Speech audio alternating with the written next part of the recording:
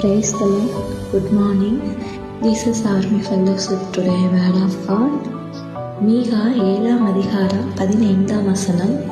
நீ எகிப்து தேசத்திலிருந்து புறப்பட்ட நாளில் நடந்தது போலவே உன்னை அதிசயங்களை காண பண்ணுவேன். ஆமென்.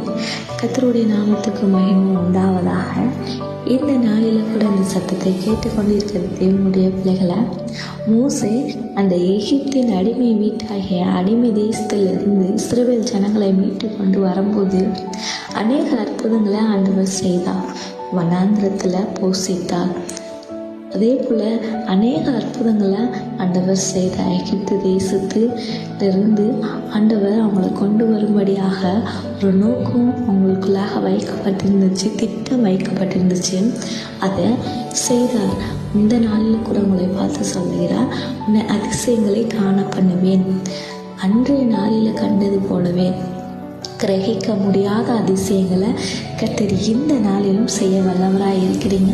சோர்ந்து போகாதீங்க. ஏன்னா கர்த்தர் உங்கள் கூட இருக்கிறார். உங்களுக்கு எகிப்து போன்ற பிரச்சனைகள் வந்தாலும் கர்த்தர் அது எல்லாவற்றையும் மாற்றி இன்றைய நாளில் உங்களை அதிசயத்தை காண செய்வார். கர்த்தர் இந்த வார்த்தையை கொண்டு உங்களை ஆசீர்வதிப்பாராக. ஆமென். God bless you.